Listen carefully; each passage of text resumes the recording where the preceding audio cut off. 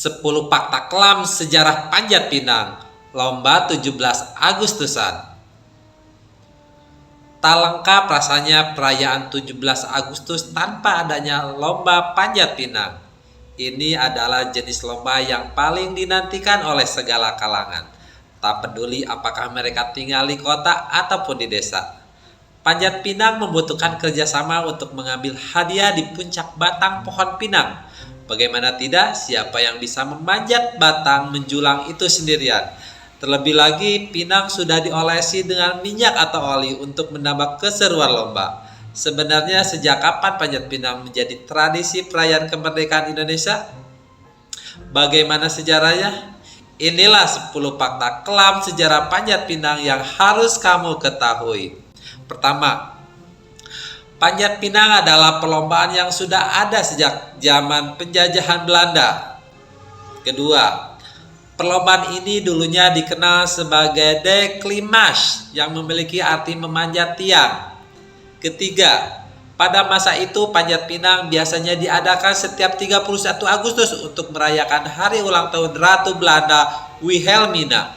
Keempat, tidak hanya itu, masyarakat Belanda juga mengadakan lomba ini saat mereka memiliki acara penting seperti pernikahan, hajatan, dan lain-lain.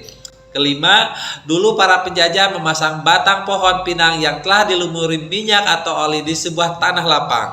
Keenam, bedanya pada masa itu hadiah yang diperebutkan adalah bahan pokok seperti beras, roti, gula, tepung, dan pakaian. Ketujuh, barang tersebut adalah sebuah kemewahan bagi masyarakat Indonesia yang saat itu hidup serba kekurangan. Kedelapan, sementara masyarakat Indonesia bersusah payah memanjat dan meraih hadiah, orang-orang Belanda hanya menonton dari bawah. Kesembilan, mereka menganggap hal ini sebagai lelucon dan menertawakan ketika ada orang yang terjatuh. 10. Itulah kenapa sebenarnya banyak orang yang menentang lomba panjat pinang diadakan di Indonesia. Banyak orang menganggap bahwa panjat pinang hanya untuk membawa kenangan buruk di masa penjajahan, masa-masa di mana kita, bangsa Indonesia, tertindas dan ditertawakan oleh bangsa lain. Ada juga yang menilai bahwa panjat pinang sebenarnya mengukuhkan strata sosial yang ada di masyarakat. Namun tidak sedikitnya yang menilai bahwa panjat pinang diadakan untuk meneladani perjuangan bangsa Indonesia melawan penjajah. Selain itu ada beberapa nilai yang bisa diambil, yaitu kerjasama, semangat, dan pantang menyerah untuk meraih sesuatu. Kalau menurut kamu, apakah sebaiknya panjat pinang ditiadakan dari tradisi menyambut hari kemerdekaan atau dilestarikan? Sampaikan di kolom komentar.